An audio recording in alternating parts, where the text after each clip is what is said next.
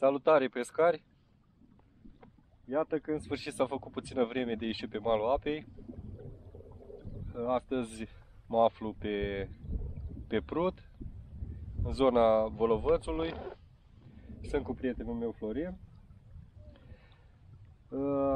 Sunt foarte încântat, deoarece în premieră am venit să testez o nouă nadă din gama Feeder X, care va apărea pe piață în curând.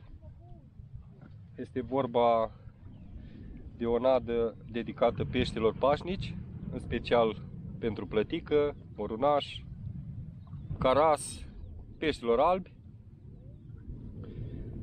Am venit astăzi să o testez, să văd cum reacționează peștii la această nadă. Nu știu dacă se vede la cameră. E o nadă cu o granulație medie, o culoare maronie, o aromă plăcută, o aromă dulce, caramel, vanilie. Uite, Florin acum a prins o plăticuță. Bravo, Florin! Așa arată nada. Deocamdată încă nu este scoasă pe piață, dar va apărea în curând. Suntem în zona, v-am zis, în zona Volovățului aici. Am ajuns dimineață, am sondat în față, avem o adâncime constantă în jur de 3 metri. Suntem mai spre coada Volovățului. Apa este foarte scăzută. De obicei nivelul este cu 3-4 metri mai sus.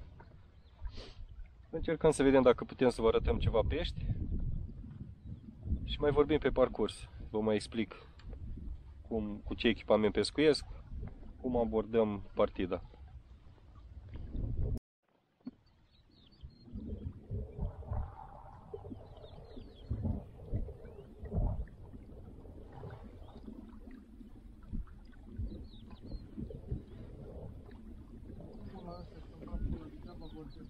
Iată că și prima trăsătură. Să vedem ce va fi.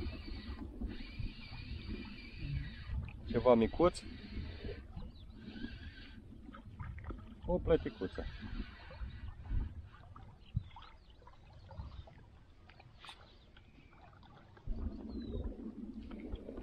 Am uitat să vă zic, pescuiesc într-o distanță de 25 de metri. Am încercat cu Florin distanțe diferite, să vedem unde vor răspunde peștii mai repede. El a început prima dată mai aproape, undeva în 15, eu în 20. Acum, pe parcurs, s-a schimbat și el puțin mai în față. Vedem unde vor veni trăsătorile mai repede și acolo vom continua pescuitul. V-am zis, aici nu sunt praguri, avem o adâncime constantă. Trebuie să ne bazăm doar pe finețe, cârlige mici, pe nadă, pe tehnica de pescuit și sper că vom prinde ceva plătici.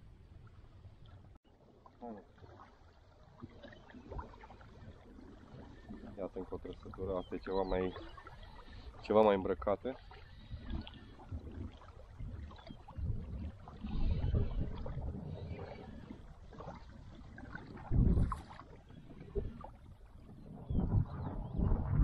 Da, mai frumos și colea ca asta.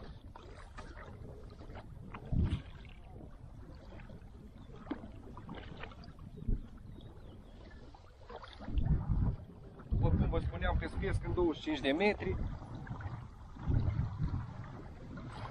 V-am zis, substratul aici este, uitați, substratul este egal, nu sunt praguri. După cum v-am zis, ne bazăm pe pescuitul ăsta de finețe. Folosim echipament light, cârlige foarte mici, fire subțiri, coșuleț mic. Peștii sunt apatici. Noaptea încă este frig. Iată încă o trăsătură.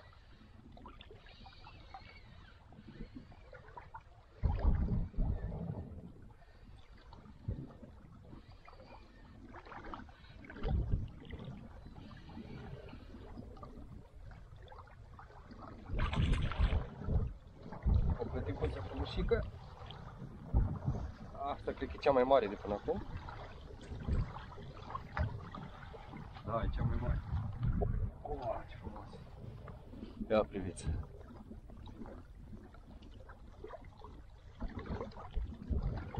Țepată perfect, de laterală. Folosesc cârlige mici. Am început dimineața cu cârlig de 20, am avut ceva ratiuri și acum am trecut pe 18. Pescuiesc cu cârlige de la Preston N40. Îmi plac foarte mult acest model de cârlige, sunt subțiri, sunt finuțe. Zic eu că sunt perfecte pentru această perioadă.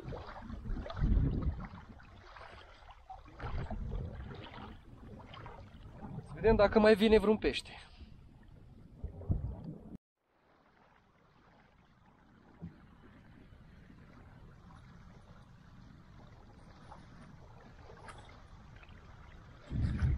O plăticuță.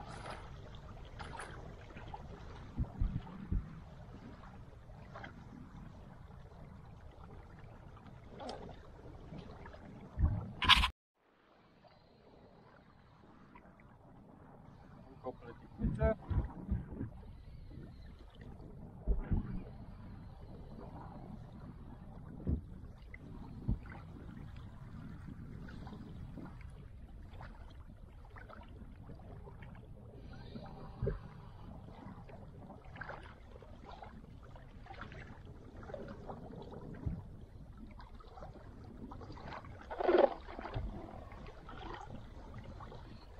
Momela câștigătoare astăzi au fost vermișorii, unul alb și unul roșu.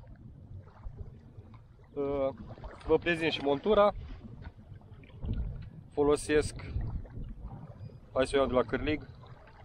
Deci astăzi am folosit cârlige de la Preston N40 și N20. Să vă arăt modelul. Ia o secundă.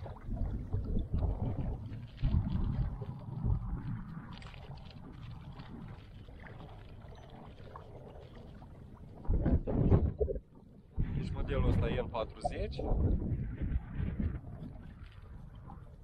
și N20. Am oscilat la mărimea cârligilor. Am început cu 18, cu 20, am crescut puțin, am mai avut ceva rateuri, am dat și cu 14, acum sunt iarăși pescuiesc cu N20 în momentul de față cu mărimea 18.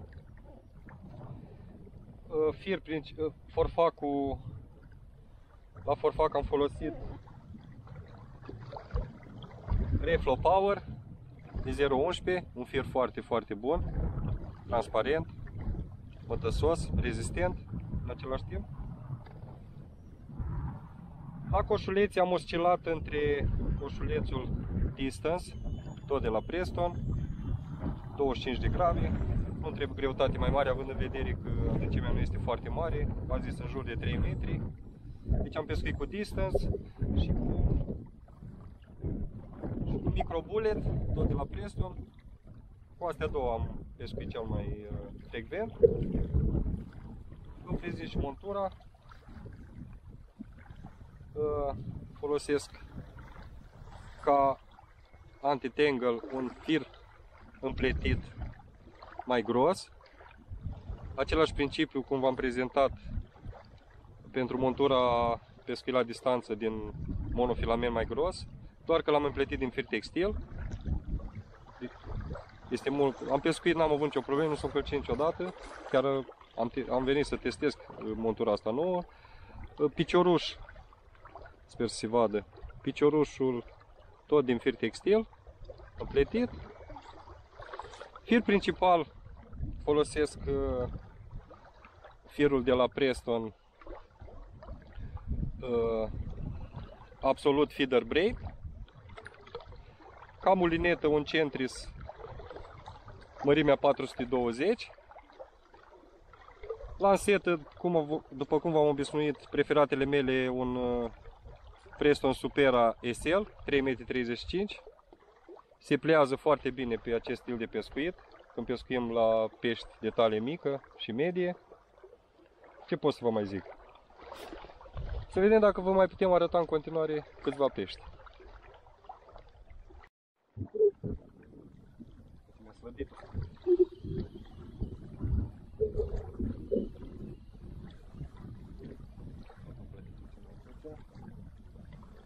Important că peștii răspund bine la nadă, având în vedere perioada că este foarte frig. Astăzi vreme frumoasă, poate a fost și cu minus.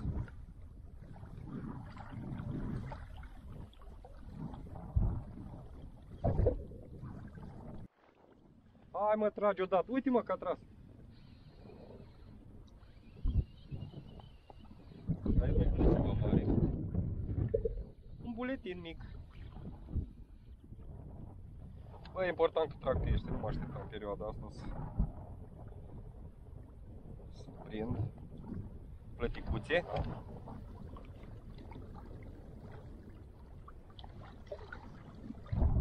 Am încercat astăzi și la râmă nu prea a vrut. Am avut ceva țacuri, dar nu foarte timide.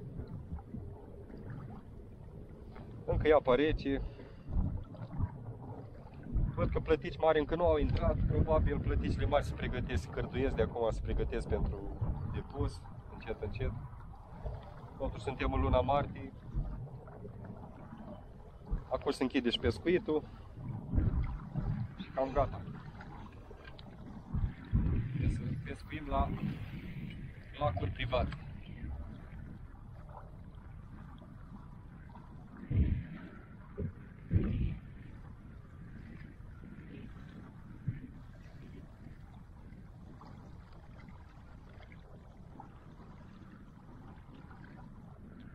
Poate voi reuși să fac un film undeva pe o locație unde avem plătică.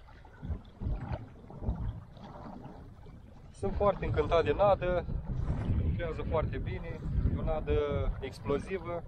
Uite și trăsătura, ați văzut-o în direct. E o nadă explozivă, creată special pentru pescuitul la coșuleț. Nu că n-ar merge și la metod sau la momitor, dar pentru acest stil de pescuit a fost creată. Puțin mai frumos.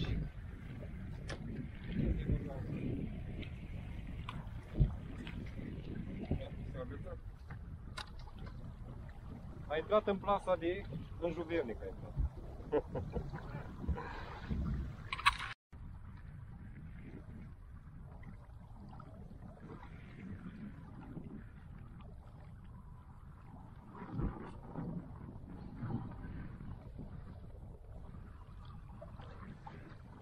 Ceva mai micuți.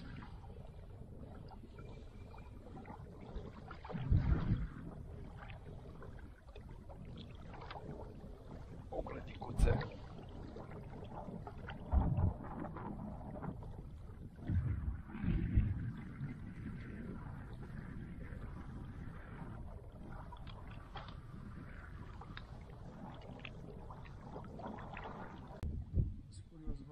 Să văd o diferență. Cumva în spate trebuie să iasă în umbră, știi? Da, da. Asta e. Încă o trăsătură.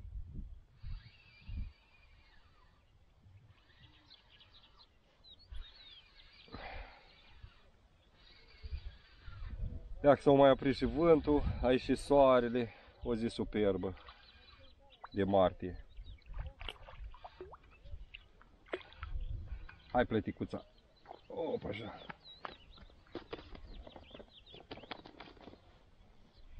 Uite, plăticuța.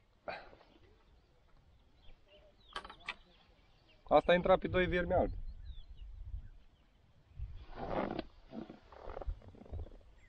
Ia să mai punem o dată 2 viermi albi.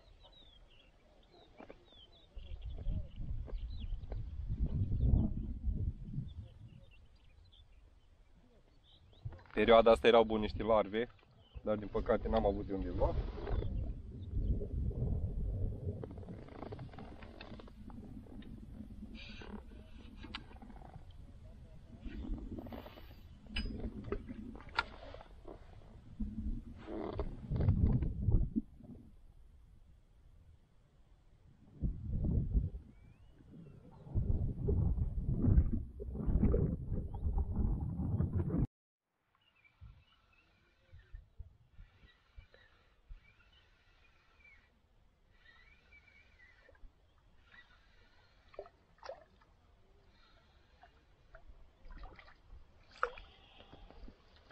Încă o pleticuță.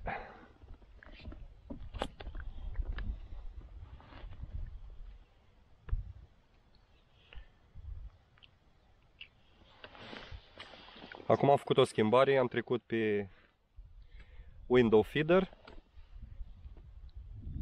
tot de la Preston. Avem avantajul că cu acest model de coșuleț avem direcții foarte bune, foarte bun pe vânt și încă un avantaj important,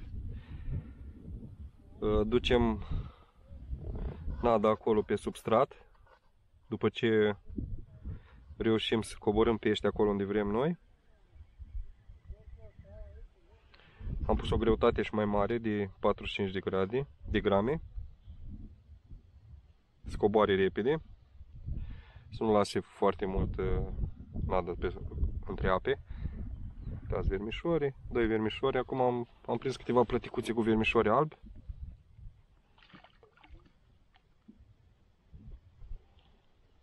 Ce frumos se încarcă. Da, se vede și montura, foarte simplă.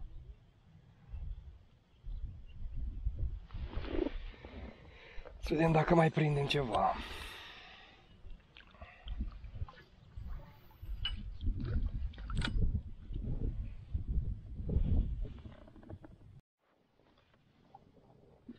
Da, încă o plăticuță.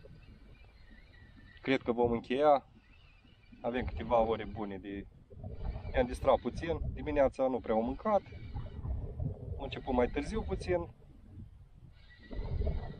Zic că e ok pentru perioada asta din an.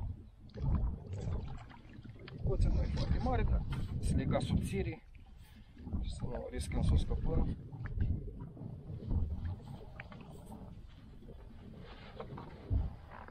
Abia aștept să se încălzească și atunci peștii vor fi mai activi, va fi altfel.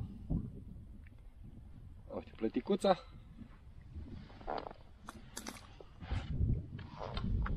Mă bucur că nada își face treaba cu brio. Echipamentul la fel. Acest echipament light îmi oferă posibilitatea să pescuiesc cu cârlige foarte subțiri, fire foarte subțiri. Da, vă voi arăta și peștii și sper să ne vedem sănătoși la următoarea filmare.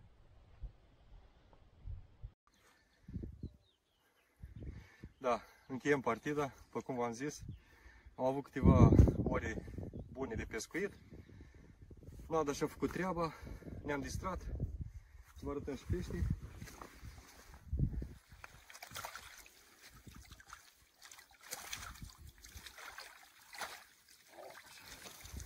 Hai să punem aici păleate. Mega mulțumit.